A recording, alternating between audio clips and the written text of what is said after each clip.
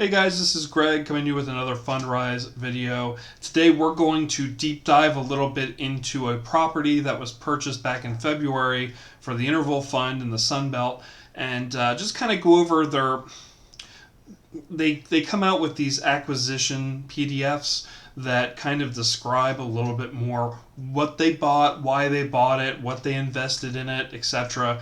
And I thought it would be interesting for you guys just to kind of see the details, because on their website, you can click into the portfolio and you can kind of see this where, okay, it's the estates at Fort King, a single family rental in Dade City, Florida. It says 66 new homes here, and it tells you it's value add, and they have invested $10.1 million. It's active and it's in the Sun Belt and things like that. And it'll show you the capital stack of how the money is put in, and it looks like they have another $6.9 million in debt right now from Goldman Sachs on that. So it really equates to the $17.1 million. And then they kind of give you some project timelines down here with some pictures that you can click on and whatnot. But this is pretty much what you get in your portfolio. This is what you, the user, see. But if you go into the interval fund itself and look at it a little bit closer, there are documents that you can go in and look at. So we're gonna deep dive a little bit in just this, and I'm gonna probably do a couple videos like this of the PDFs that they go through. I'm gonna just do it in individual groups for different PDFs that they go, just so that it's not like a long video for you to watch. So before I start going through this, please just make sure to hit the like button if you like this, and please make sure to subscribe if you like the content that I'm delivering to you. Make sure to hit that bell too, so that you can get informed when I come on with a new video. I'm trying to get a couple videos in a week as I can. Just really depends on what my schedule looks like here at home, but I really want to get this content out to you guys because I want to be informative to anybody that's looking to invest in Fundrise, kind of like how I did, and I'm just trying to do the research and the information for you guys before you guys really go into invest. I always say make sure to do your own due diligence in something.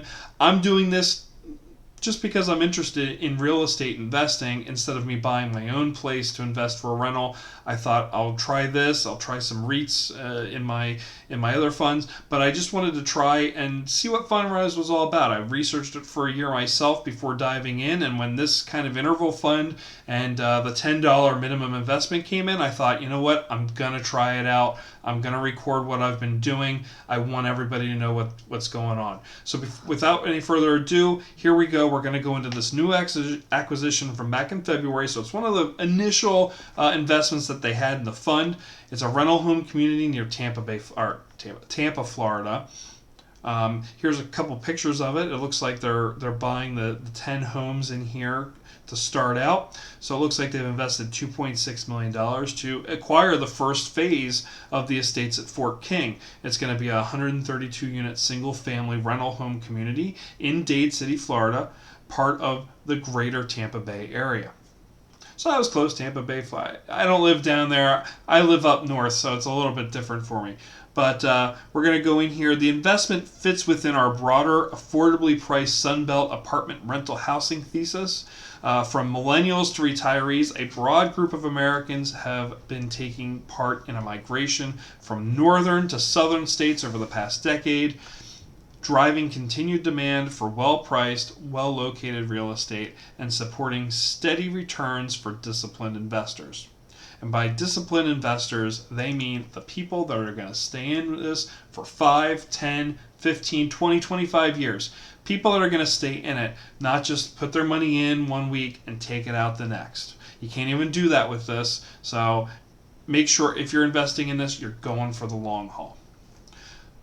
As we stated in our mid-year and year-end letters to investors, we believe that this long-term trend has only been further accelerated by the pandemic. In an economy where remote work is becoming the norm for more and more people, we expect that an increasing share of the population won't need to live in an expensive getaway city and will instead seek out locations that offer lower living costs and more agreeable climates. Makes sense? So this is part of their value add strategy. and their business plan are by acquiring the brand new vacant homes in batches and leasing them up ourselves to assemble a stabilized community. We intend to get a better price and therefore a better potential return than if we had purchased a finished product. Makes sense to me. Our initial investment in Fort King is an all-cash purchase of the first 10 homes completed in the community, which is still under construction. Our intent is to acquire and lease up additional batches of roughly 10 homes per month as they deliver, eventually taking ownership of the entire community of 132 homes, which you saw in the beginning of this video when I was going through what you see in your portfolio. It looks like there's 66 homes. So since February, when they first acquired this, they're up to 66 homes. We're in August here, so 10 a month. They're well going in with this, halfway there pretty much. Okay, the phased buying structure could result in much more efficient deployment of investors' capital, as opposed to holding cash for several months while waiting for an entire community to be built and then acquiring it all at once. So what they're looking at doing every month, 10 houses every month, they're just staggering it in. So instead of them holding all that cash for what's looking like could be a year or more,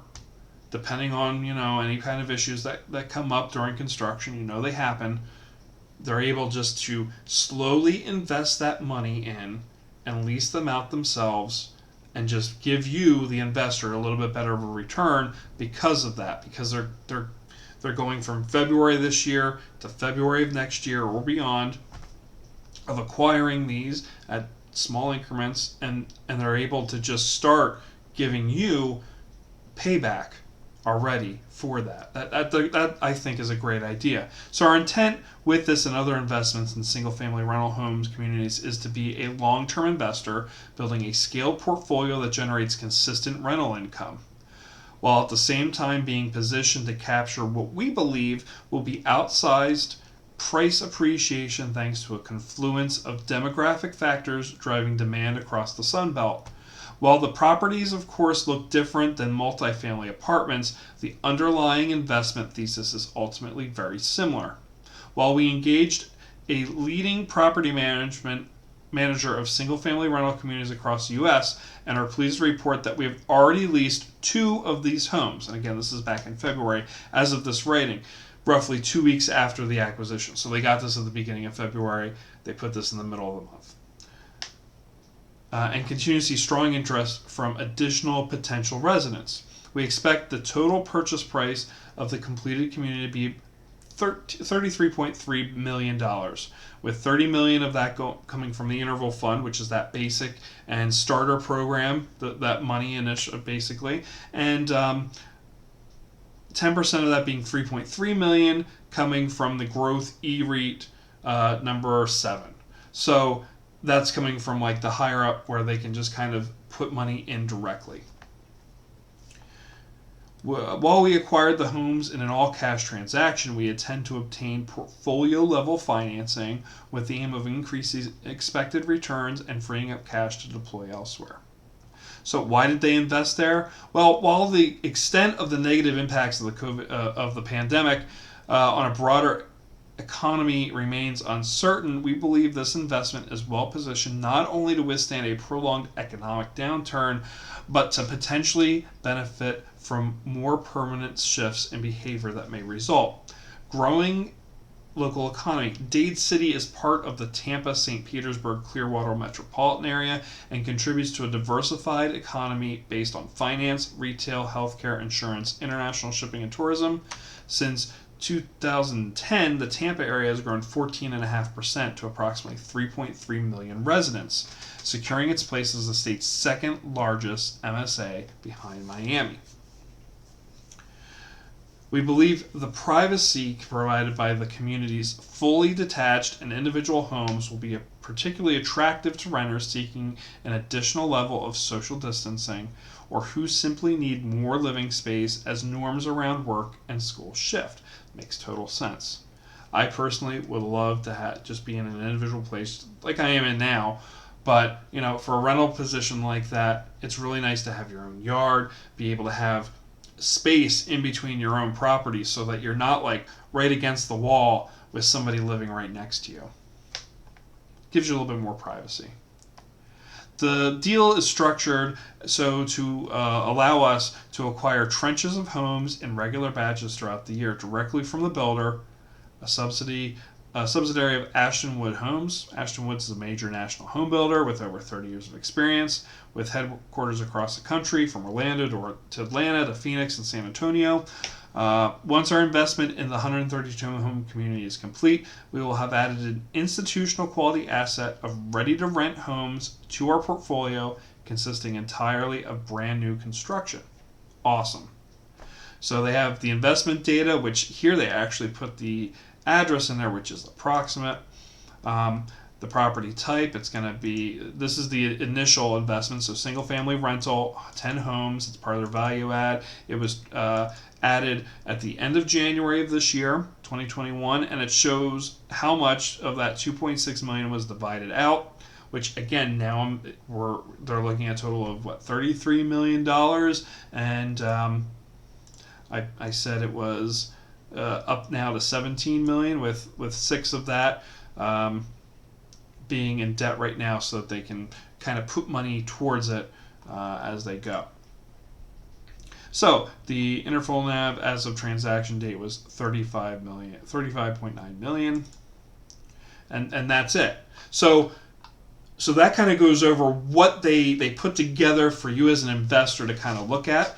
Again, this looks like it could be a really good investment, especially with how they're building it in tens and kind of giving us a little bit of a staged growth over the next year and a half, and being able to kind of make money on it right away and just put that money towards whatever they need to do, the dividends, the growth towards your account, things like that. So I think this is a nice looking community. I hope when as they build, we get a little bit more information. I hope they update these things. I'm not sure. I'm not part of the other e-REITs, so I'm not sure how they go about doing that. But it would be interesting to see an update, and maybe we'll see an update on this page with the project timeline. They'll be like, hey, we acquired them all, or hey, we're halfway through, or things like that. Hopefully we'll be able to get a little bit more information. So I hope you appreciated this. I'm going to be doing this for a couple more of the builds that they have going through, just to kind of get some more information out there, so you can kind of see what they put in these funds and how they go about thinking about it and the end product.